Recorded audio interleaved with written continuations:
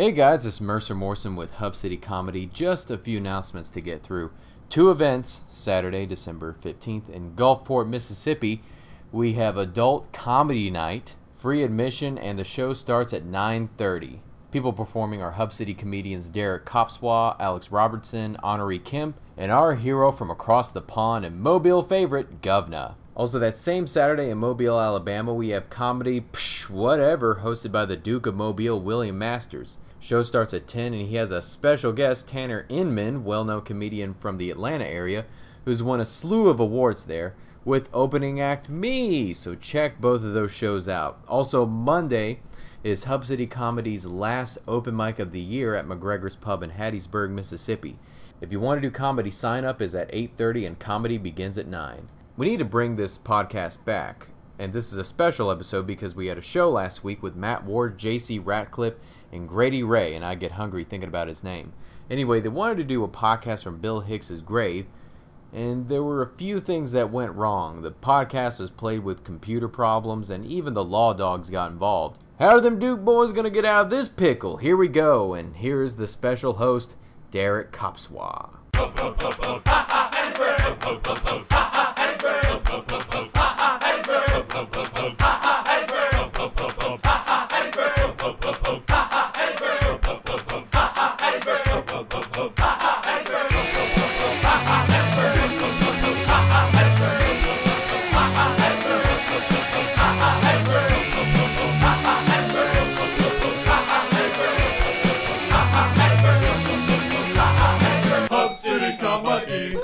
This is Derek Kopszywa from Hub City Comedy, speaking to you from Bill Hicks's grave with Matt Ward and JC Ratliff. And we are here discussing the importance of Bill Hicks and his comedy over the years, and we are talking about the tour that these gentlemen are on one of the last days of. The last day is tomorrow, and they're going to be doing a show in Hattiesburg, Mississippi, at the Neal House, and I'm sure in a subsequent podcast they're going to talk about how awesomely that went. Now, how are you today, Matt? Good. I also want to clarify that we're not actually on Bill Hick's grave. We're nearby the gravesite. We came to pay our respects for him being influential. Our third member of the Quit Your Day Job comedy tour, Grady Ray, decided to bow out and decline to participate, which is understandable because some people don't. Some people may find it offensive that we're even here talking about anything. Which I think would probably, he'd get a fucking kick out of it. Yeah, I think Bill would appreciate that someone had the, I don't know what Bill would think, but none of that technology was there yet. I always wondered, of all the comedians that we've lost, with the advent of technology, Hicks would have been the guy I want to see tear the fuck out of it. Did you utilize? I'd love to see. I'd love to read a Bill Hicks Twitter feed. Oh yeah. Wouldn't that just be amazing? Because the stuff that it would be just so random, but it would also probably go over numerous tweets. Yeah, I'm just imagining what Bill Hicks would have had to say about Mitt Romney. Makes me a little warm inside. I do want to describe that when we arrived here. His family plot in the cemetery here, he just has a plated gravesite, not a headstone necessarily, and it has flowers. And someone has been here, and they've left cigarettes, whole cigarettes, at the gravesite, not in a pack, but they were kind of leaving their sacrament or something of that nature for Bill. I totally left one too. It's you see it and you've got them on you, and you're all right. I bummed a cigarette to Bill Hicks in the afterlife. It's not only do we drive here, but it's even more respect just to leave a cigarette. I hope he likes menthols because I'll leave one too. I don't think it matters now. It's kind of littering, and it's almost it's kind of one of the things that led to him dying. But a lot of people say that cigarettes the pancreatic cancer is most frequently cigarette smokers get it. So smoke up, boys. Yeah, there's some great comedy knowledge for you. Look forward to that if your lungs don't give you cancer.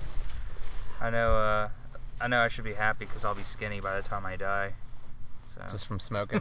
From pancreatic cancer. Yeah, especially if you have one fat lung. Yeah. You can get rid of that one. Cut it, really shave off the pounds. With my luck, cancer will give me bitch tits. I'm gonna be like, I'm a 170-pound dude that stands about 6 foot tall, and I'll still be a 170-pound dude with one unitit, one giant merged man tit, like the chick One from tit and like a nipple, like a unibrow but a nipple. Yeah, it'll kind of look like the chick from Total Recall with 3 boobs, but one massive middle boob, and that'll be it. I guess we should. I don't smoke cigarettes. I'm the stoner of the group, but I don't smoke cigarettes. So we got 2 smokers. Grady smokes cigarettes. I think a lot of comics smoke cigarettes. I'm quitting after this store. Yeah. Like, it's too expensive. Oh yeah. It's just, You didn't switch to Pall Malls? if you're During the smoking tour. Pall Malls, you've just given up on life. You know, I just get a face tattoo If like you're smoking Mike Tyson. Pall Malls, you can't even participate in karaoke, let alone like, let alone I want try to see get a up on roll. stage and do stand up. And you've never seen anyone successful at life smoking Tahoes or Pall Malls. Hey guys, my name is Matt Ward. I'm 37 years old. I've smoked since I was 2.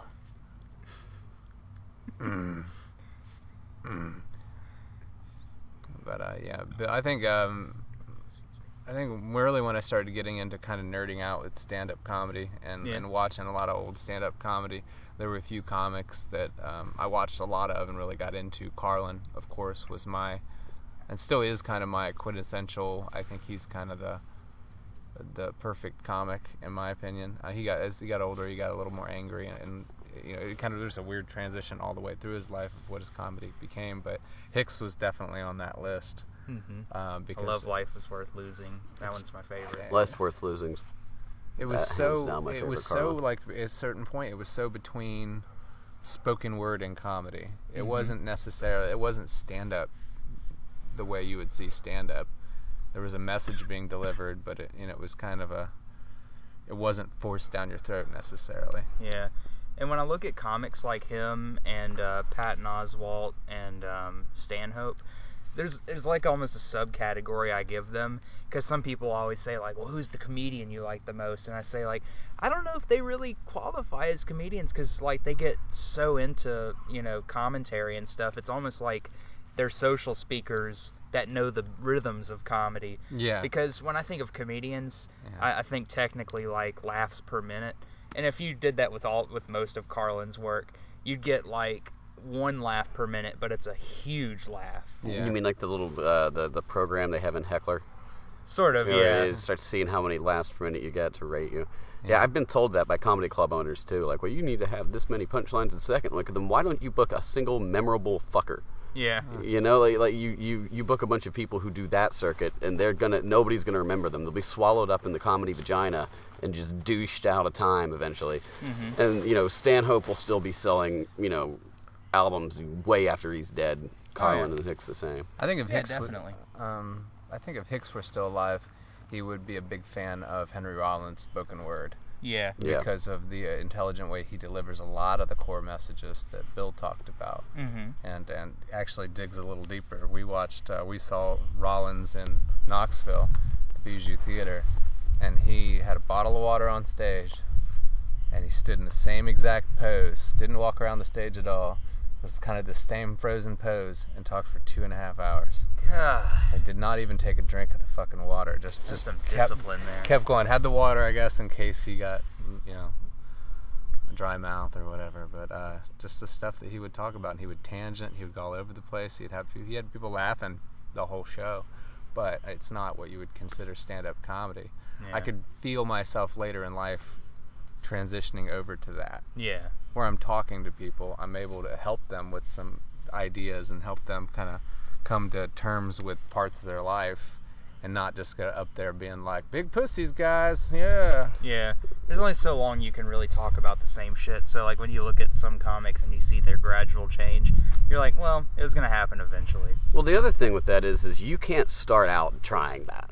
I've made that error before. Yeah, absolutely. Trying to write that type of, you know, social commentary, preachy shit. Yeah, no one cares who you are. You got to have a fan base, and I think with a lot of comics, I know Stanhope is a damn good bar of this. If you look at him over the years, it's slipping in a little bit more every time until eventually you've got enough of a fan base to where it's just confusing to describe to people, like when they never heard of you. Like, yeah, he's a really funny guy. His older work's really, but the newer work's really good, but you wouldn't understand it, and blah. And that's the niche you fall into. But if you try it out the gate, they're going to be like, well, look at that faggot trying to be stand-up. Yeah, it's like the people you see that in open mics or whatever that are immediately trying to capture Louis C.K. in their first 3 or 4 times on stage, and you're like, it works for him because he built all that. Yeah. You know, he took years and years of eating shit and working and trying to get that perfect 7 minutes so he could get on television, and then he decided to do his own thing. You know, there's a lot of routes in comedy, and it's kind of strange being a comic at about 4 to 5 years into it, because you kind of really don't know where you're going. And do you want to do stuff for clubs? Do you want to do stuff for just a fan base? I'm at this point more wanting to meet people and make fans, and I don't care if that's in a comedy club or a bar or a coffee shop or anywhere. I want people that are into what I do. I'll come to them and keep meeting more like-minded people. I don't want to have to change who I am as a human being for 45 minutes to an hour on stage every night just so I can get a paycheck. Yeah. I'd love to do a club. I don't know how I would even handle, you know, trying to do like an arena, like or a theater. Like, it's weird for me even thinking of Patton Oswalt doing theaters, because the bigger the space, the more you're gonna have to get reactions out of people. And if you're more of a kind of subdued person, that seems weird, because like even Todd Barry has said in an interview he's weirded out that he's doing arenas now, or really huge rooms, because he's just used to the 200 person at a time, and now it's thousands of people, and he's just such a low energy guy. I've done a theater before with about almost 350 people in it, and so it was a 700 seat place, so it wasn't about half full. And the hardest part is you're so used to hearing the reaction of whatever that you can hear it, but you can't hear it individually. Yeah. You can hear it as a whole. Yeah. So you don't get, if you're trying stuff that's a little edgy or stuff that's you know that it's only going to get 25% of the room. It sounds like it just eats shit. Yeah. I'm waiting for them to start making monitors for the guys on stage of the audience for those gigs. It's going to happen one day. You would think. Like, can I get some more of a middle room there? Like back left in my monitor here? I don't know if they're fucking digging me or not. Can you turn down the whole section of Bachelorette Party number 2? Yeah. I don't want to hear them anymore in my monitor. I have made it lucky. I am still yet to have a full-blown Bachelorette Party anywhere that I'm doing a show. We've had some at our open mics. It's pretty brutal. Like, these girls were actually playing board games in the bar through our sets. And board is correct. All dicks drawn on their faces and hats. I think if it's not Bachelorette parties, it's definitely, I've discovered this a little bit more this tour than I knew before. It's being in a town whose team just won. Yeah. And then you get on stage after they've been drinking, participating with the television, screaming back and forth with it, and then they have to go watch a non-interactive form of entertainment. Yeah. And like, you can make stand-up interactive very quickly, but these aren't the people to do it to. I mean, you're on their home turf. You're pissing on them on their big day. Yeah. You know, that's like seeing somebody who's just like, look, I passed the bar exam. Really? Can I punch you in the dick? I just think a lot of comics at our level get 10 tons of shit from veteran comics for attempting to do their own thing. Attempting to book your own tour, attempting to start a Kickstarter project for the tour, which is what we got shit for from some veteran comics.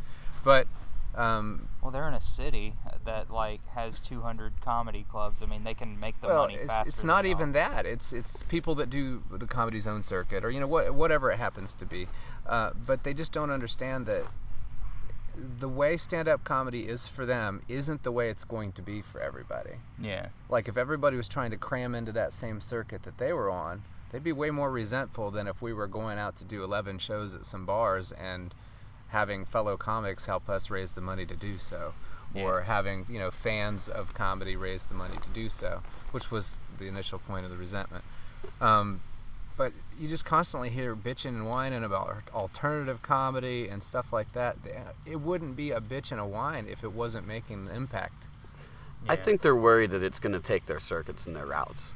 You know, they've got the thing they tour. We've talked about this on the road a lot. Matt's, there's like Matt's done a really good job describing it to people, but he's got a damn good point with, if you've been doing the same type of act for 7 years and, you've got a mortgage to pay and look at these guys doing weird storytelling and shit in bars, and now what if they get booked in my route and I'm unemployed? Like, if you've been a prop comic for 15 years, Office Depot is not really interested in hiring you as management. Yeah. You're not going back to a straight life. It's like you hear club comics shit on Stanhope. Yeah. And you hear that pretty frequently, especially if, Stanhope he can't get booked. He's burned all these bridges, blah, blah, blah. Well, he's carved his own path now. Yeah.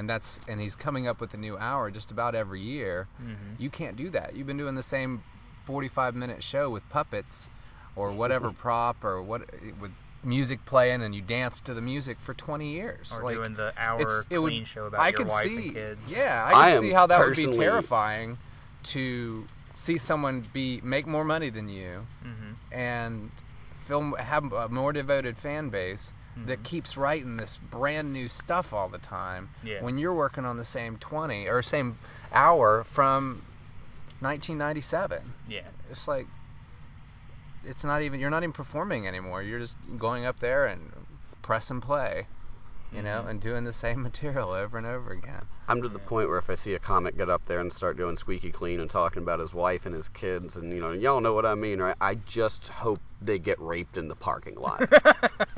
Just because I'd love to see that in a bit in their next half hour or their next 45. Like, my wife's so wacky, it reminds me of this time I got raped in the parking lot for talking about how wacky she is. Or better yet, they go out in the parking lot, they go to answer the phone, it's like Taken 3. I've got your daughter and your wife. We're in the woods. Maybe, Okay, well, start back up and we'll talk about the police. Okay. I'll just have to keep wagging the mouse, and I'll have Mercer fix it. Okay. In post. Got it. How long do we have right now? Right now, we are at 15 and a half minutes. Got it. I apologize about that. I didn't even think about the battery and all that. I'm trying to save. Okay, but we were talking about Bill Engvall getting choke raped.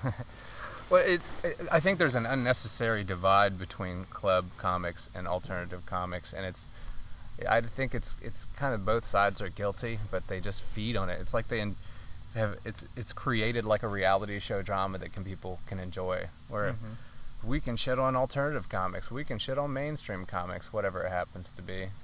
I personally love playing comedy clubs. I love it because we did Zanies in Nashville on this past Sunday. And was it hard to get booked there?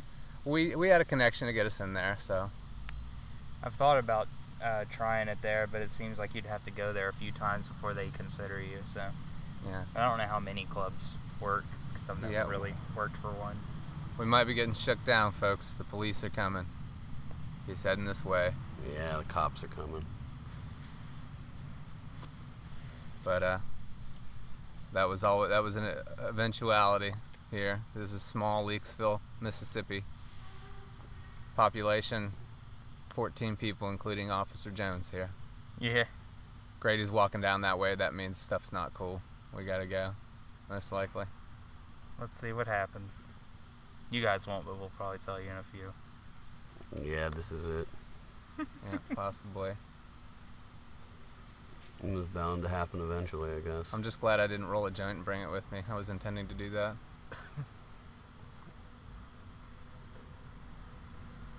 I'll go talk to him. Okay. How do you do? He is approaching the cop. They both have guns. Okay, we were in the vehicle and we got kicked out of the place by the police. So now we're heading back to Hattiesburg. That man is not long for this world. That police officer is going to die of extreme old age very soon. I kind of feel like if he didn't have fried food for like 2 or 3 weeks, he would pass away. It's kind of like people that don't do heroin, like when they stop doing heroin, they die. Same thing. Yeah, he does the grandpa diet really well. I don't know if y'all have ever heard of that. It's pretty much eating shitty food, but being healthy. I'm trying to think of any of the cast members from In the Heat of the Night to compare him to for the joke, and I can't do it. So,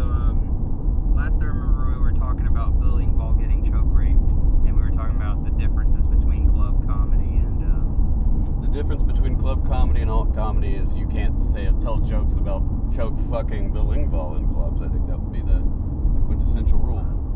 I kind of feel like I haven't done enough comedy clubs to really know the difference. Like, I feel like I know the difference, but I don't really feel that anyone has a good idea of what it's like, what true differences are, until they've been in both places a considerable amount of time. Because I can assume this is why I am not booked, or this is why so-and-so is not booked, or this is why they ask to do cleaner stuff for hosting, or, you know, but I've never done that, so I've never looked at the crowd, been in front of the crowd in a big club on a regular basis, and been able to say, well, yeah, that doesn't work here. Yeah. You know, because I have a feeling that even if a club was, you know, we want to get laughs one way or the other. So if I took my comedy into a club, I'm probably going to change it without being told to change it after I do a few shows, based on what's getting reactions and what's not getting reactions. And there's also the other side of this, that good comedy is just good comedy. Like, Yeah, it can be clean, yeah. it can be filthy, whatever. I've got two friends that work club circuits, and DJ Lewis and Corey Forrester, and their acts are fucking outstanding. And they play both worlds. They play bars and they play, you know, comedy clubs. All they do is minor word substitutions in the act, if that. And they kill in both. And like when they're in clubs, they're like, you're a club comic. And when they're in bars, like, you're a bar comic. Their answer is, fuck you, we're comics.